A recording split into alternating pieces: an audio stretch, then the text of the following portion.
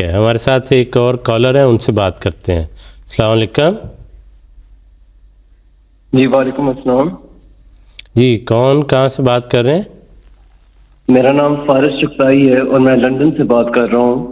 جی میرا سوال ہے کہ کیا محرم کے مہینے میں شادی کرنا یا خوشی کی تقریبات منانا اسلام میں جائز ہے؟ جی ٹھیک ہے، آپ کا سوال آ گیا، ابھی اس پر بات کرتے ہیں۔ ٹھیک ہے، جزاک اللہ۔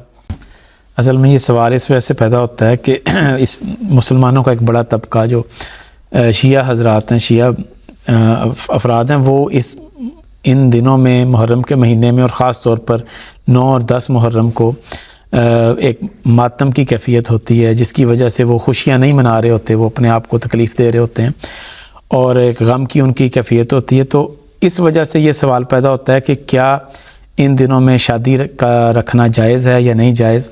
تو حضرت خلیفۃ المسیح الخامس ایدہ اللہ تعالیٰ بنصر عزیز نے اس کا جواب عنایت فرمایا ہے۔ حضور نے فرمایا کہ محرم میں شادی کے جائز ہونے کا جہاں تک سوال ہے تو یہ فتویٰ نہیں دیا جا سکتا کہ ناجائز ہے، لیکن دوسروں کے جذبات کا خیال رکھتے ہوئے نہ کرنا بہتر ہے۔ اور پھر فرمایا کہ حضور نے بڑی پیاری مثال دی۔ حضور نے فرمایا کہ دیکھیں، حضرت مسیح موعود علیہ السلام نے فرمایا کہ اگر یہ ہندو ہمارے پیارے نبی حضرت صلی اللہ علیہ وسلم کے خلاف بد زبانی کرنا، بد کلامی کرنا، اس سے باز آ جائیں تو ہم ان کے نزدیک جو گائے مقدس ہے، ہم ان کے جو گائے ہے ان کے جذبات کے احترام کی خاطر ہم گائے کا گوشت نہیں کھائیں گے۔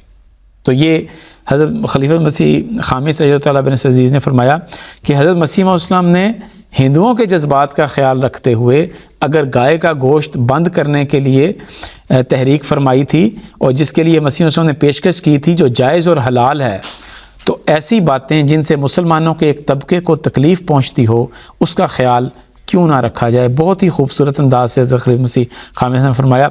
حضور جب کینیڈا تشریف لے گئے، یہ غالباً 2016 کی بات ہے، تو اس موقع پر وہاں پہ چونکہ 10 محرم تھا تو کسی نے سوال کیا کہ کیا ان دنوں میں ہم شادی رکھ سکتے ہیں؟ تو حضور نے فرمایا کہ ہم کہتے ہیں کہ ان دنوں میں کسی کی شادی اگر ہونی ہے تو چونکہ ہمارے ارد گرد خاص طور پہ وہ ایسے علاقے جہاں پہ شیعہ حضرات زیادہ ہیں، ان دنوں میں ہم تقریب نہ رکھیں، اس لیے نہیں کہ ہم انہیں ٹھیک سمجھتے ہیں، صرف ان کے احترام میں اگر کوئی ویسے چراغاں کیا ہوتا ہے تو نہ کریں۔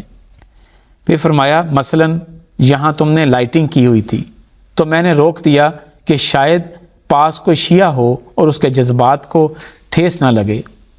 تو یہ حضرت خلیفۃ المسیح الخامس ایدہ اللہ بن عزیز کا ارشاد ہمارے لیے۔ جزاک اللہ منصور صاحب، بہت شکریہ۔